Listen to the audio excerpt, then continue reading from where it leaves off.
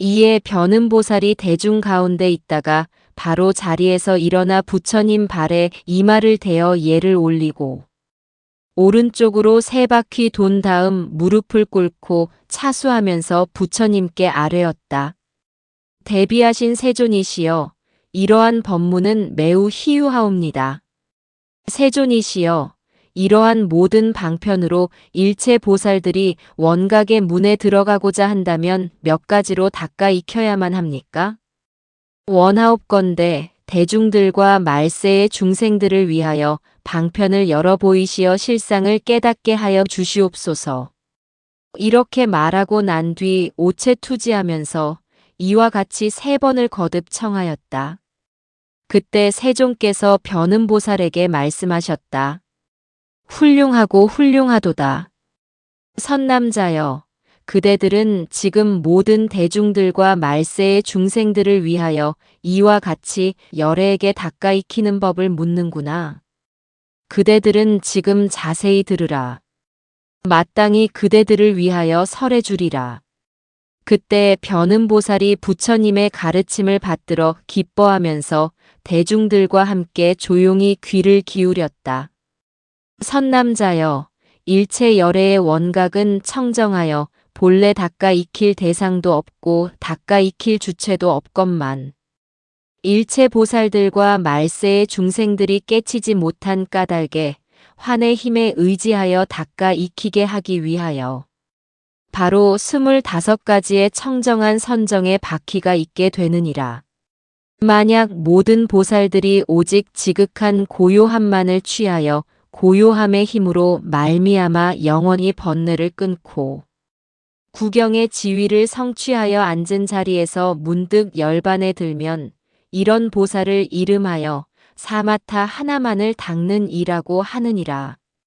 만약 모든 보살들이 오직 환과 같음을 관하여 부처님의 힘으로 세계의 갖가지 작용을 변화시키고 보살의 청정하고 미묘한 행을 갖추어 행하면서도 다란이에서 고요한 생각과 고요한 지혜를 잃지 않으면 이런 보살을 이름하여 삼마발제 하나만을 닦는 이라고 하느니라. 만약 모든 보살들이 오직 모든 환을 멸할 뿐 작용을 취하지 않고 홀로 번뇌를 끊어서 번뇌가 다 끊어지고 문득 실상을 증득하면 이런 보살을 이름하여 선나 하나만을 닦는 이라고 하느니라. 만약 모든 보살들이 먼저 지극히 고요함을 취하고 고요하고 지혜로운 마음으로 온갖 환을 비추어서 살피다가 문득 그 가운데에서 보살행을 일으키면 이런 보살을 이름하여 먼저 사마타를 닦고 나중에 삼마발제를 닦는 이라 하느니라. 만약 모든 보살들이 고요한 지혜를 써서 지극히 고요한 성품을 증득하여서 문득 번뇌를 끊고 영원히 생사를 벗어나면 이런 보살을 이름하여 먼저 사마타를 닦고 나중에 선나를 닦는 이라고 하느니라. 만약 모든 보살들이 적정의 지혜로서 다시 환의 힘으로 갖가지로 변화를 나타내어 중생들을 제도하다가 나중에 번뇌를 끊고 정멸에 들면 이런 보살을 이름하여 먼저 사마타를 닦고 중간에 삼마발제를 닦고 나중에 선나를 닦는 이라고 하느니라. 만약 모든 보살들이 지극한 적정의 힘으로써 번뇌를 끄는 뒤에 보살의 청정하고 미묘한 행을 일으켜서 모든 중생들을 제도하면 이런 보살을 이름하여 먼저 사마타를 닦고 중간에 선나를 닦고 나중에 삼마발제를 닦는 이라고 하느니라. 만약 모든 보살들이 지극한 고요한 힘으로써 마음의 번뇌를 끄는 뒤에 중생을 제도하고 청정한 세계를 건립하면 이런 보살을 이름하여 먼저 사마타를 닦고 나중에 삼마발제와 선나를 함께 닦는 이라고 하느니라. 만약 모든 보살들이 지극히 고요한 힘으로써 온갖 변화가 일어나도록 돕고 나중에 번뇌를 끊으면 이런 보살을 이름하여 먼저 사마타와 삼마발제를 함께 닦고 나중에 선나를 닦는 이라고 하느니라. 만약 모든 보살들이 지극히 고요한 힘으로써 정멸을 돕고 나중에 작용을 일으키어 경계를 변화시키면 이런 보살을 이름하여 사마타와 선나를 함께 닦고 나중에 삼마발제를 닦는 이라고 하느니라. 만약 모든 보살들이 변화의 힘으로써 가지가지로 수순하여 지극히 고요함을 취하면 이런 보살을 이름하여 먼저 삼마발제를 닦고 나중에 사마타를 닦는 이라고 하느니라. 만약 모든 보살들이 변화의 힘으로써 갖가지 경계에서 정멸을 취하면 이런 보살을 이름하여 먼저 삼마발제를 닦고 나중에 선나를 닦는 이라고 하느니라. 만약 모든 보살들이 변화의 힘으로써 불사를 지은 다음 편안히 적정에 머무르고 번뇌를 끊으면 이런 보살을 이름하여 먼저 삼마발제를 닦고 중간에 사마타를 닦고 나중에 선나를 닦는 이라고 하느니라. 만약 모든 보살들이 변화의 힘으로써 걸림이 없이 작용하고 번뇌를 끊어서 지극히 고요함에 편안히 머무르면 이런 보살을 이름하여 먼저 삼마발제를 닦고 중간에 선나를 닦고 나중에 사마타를 닦는 이라고 하느니라. 만약 모든 보살들이 변화의 힘으로써 방편으로 삼아 지극히 고요함과 정멸의 두 가지를 함께 수순하면 이런 보살을 이름하여 먼저 삼마발제를 닦고 나중에 사마타와 선나를 함께 닦는 이라고 하느니라. 만약 모든 보살들이 변화의 힘으로써 갖가지로 작용을 일으켜서 지극히 고요함을 돕고 나중에 번뇌를 끊으면 이런 보살을 이름하여 삼마발제와 사마타를 함께 닦고 나중에 선나를 닦는 이라고 하느니라. 만약 모든 보살들이 변화의 힘으로써 정멸을 돕고 나중에 청정하게 지음이 없는 선정에 머무르면 이런 보살을 이름하여 삼마발제와 선나를 함께 닦고 나중에 사마타를 닦는 이라고 하느니라.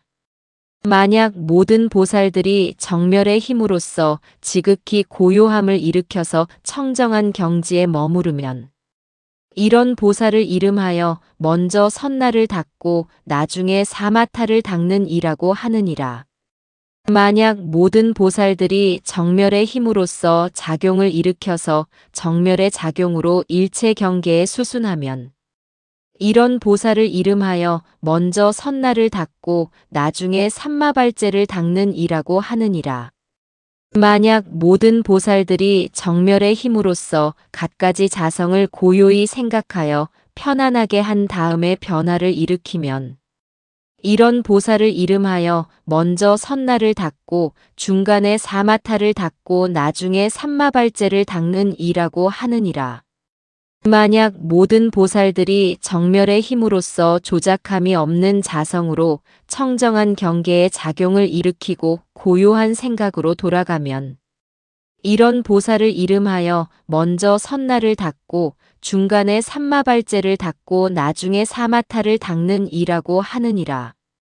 만약 모든 보살들이 정멸의 힘으로써 갖가지 청정하고 고요한 생각에 머물면서 변화를 일으키면 이런 보살을 이름하여 먼저 선나를 닦고 나중에 사마타와 삼마발제를 함께 닦는 이라고 하느니라.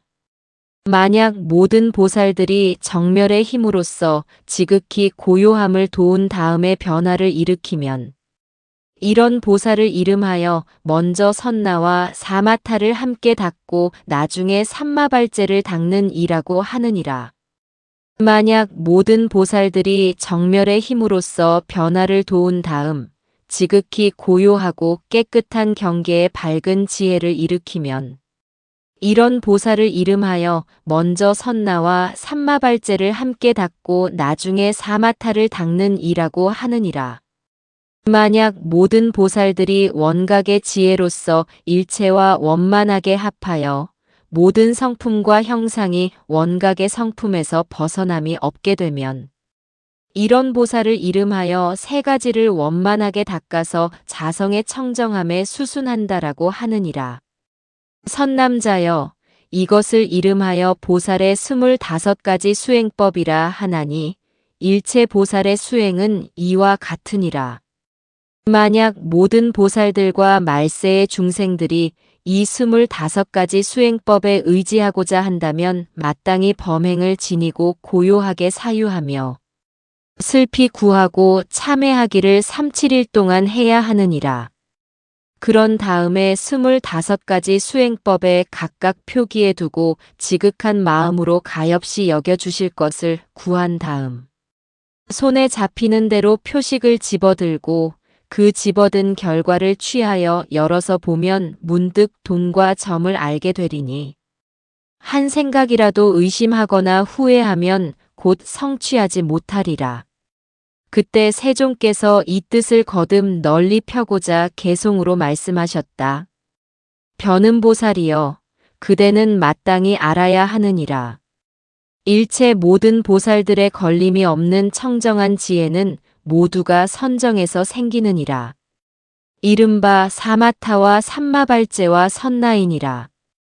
이 3가지 법을 돈과 점으로 닦는 데에는 25가지가 있느니라. 시방세계 모든 열애들과 3세에 수행하는 이들이 이 법을 따르지 않고서는 보리를 성취하지 못하리라. 그러나 단박에 깨달은 사람과 법에 수순하지 않는 이는 제외하느니라. 일체 모든 보살들과 말세의 온갖 중생들은 항상 이 수행법을 지니어 수순하고 부지런히 닦아 익히면 부처님의 자비스런 힘에 의하여 오래지 않아 열반을 증득하리라.